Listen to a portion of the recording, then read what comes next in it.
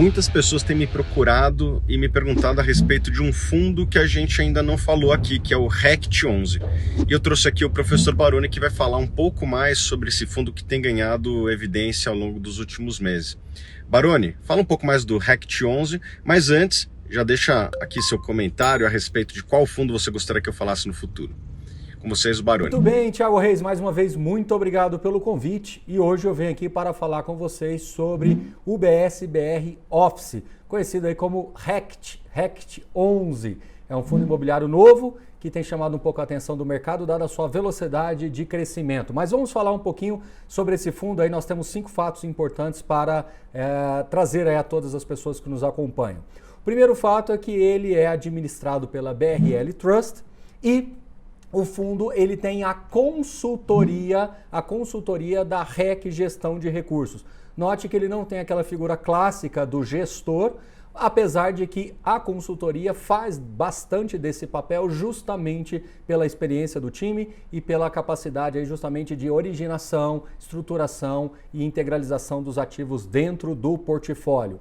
O custo total médio desse fundo é 1,17% ao ano e não há taxa de performance, então bastante aí alinhado com o mercado, com essa diferença aí de não ter taxa de performance, tá bom?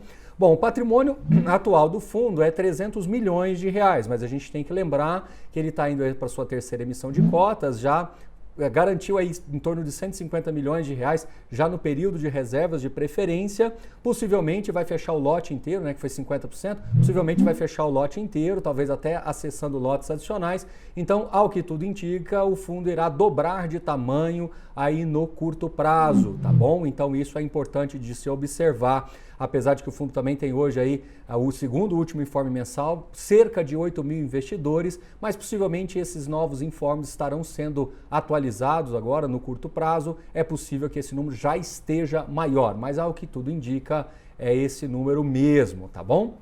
Bom, o fundo ele é focado em ativos de escritório de alto padrão construtivo, desde duplo A ou triplo A, né? Basicamente são 5 imóveis que carregam essas 3 classificações, tá? Tem uma diversificação geográfica, tanto de ativos em São Paulo, Rio e também Brasília. Vamos aos ativos. O primeiro deles é o imóvel Barra da Tijuca, no Rio de Janeiro, que está 100% locado. O edifício Evolution Corporate, aqui tem uma curiosidade, ele também, quem também tem propriedade nesse fundo, nesse ativo é o fundo XPPR, que é o XP Properties, que também é um fundo recente.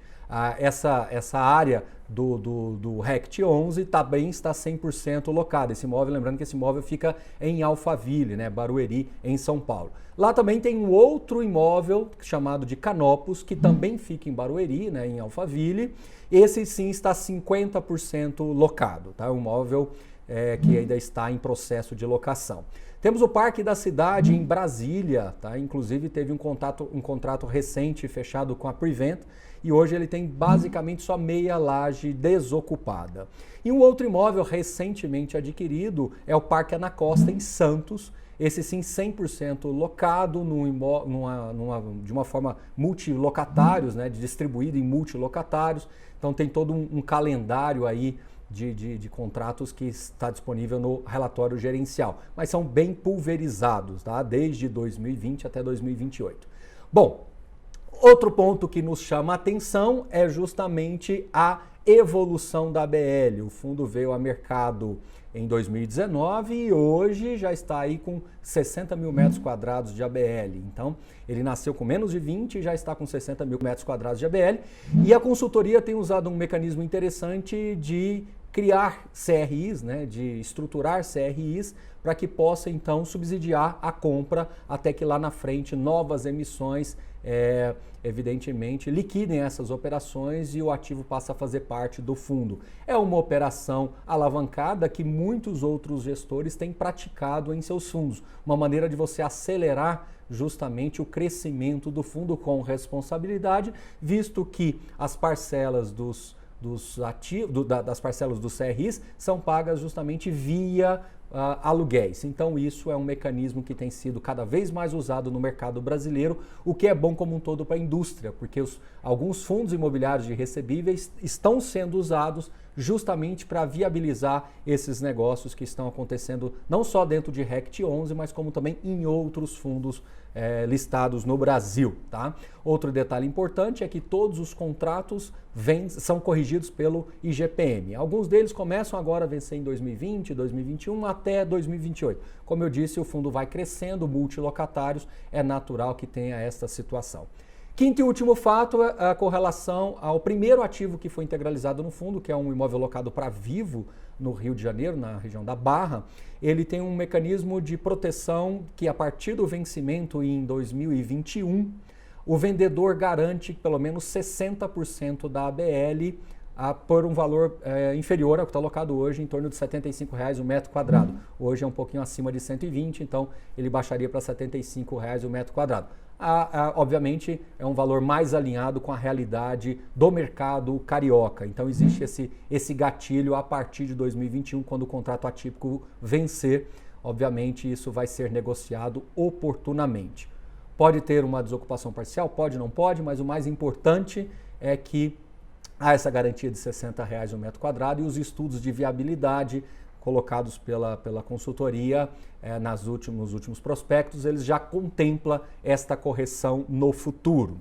Outra questão também é que o edifício Canopus, aquele que eu falei agora há pouco, que estava com 50% de vacância, ele também tem um mecanismo de renda garantida a partir de até 2021, melhor dizendo, até 2021, dezembro de 2021. Então temos aí todo o ano de 2020 até 2021 para que possa ser feita a alocação dos 50% restantes, visto que essa garantia contempla aí por 12 meses um cap rate de 9,17, ou seja, alinhada com a renda atual. Então veja que há essas questões, essas particularidades no RECT 11 que foge um pouco daqueles mecanismos tradicionais que a gente está acostumado, porém não é nada que a gente já não esteja vendo em outros fundos. O mais importante é que de agora até 2021 a gestão irá trabalhar especificamente nesses dois imóveis para que as locações ocorram sem nenhum tipo de dificuldade. Lembrando que o imóvel da Vivo já está totalmente locado, é só uma questão mesmo de negociação, e esse outro do Canopus,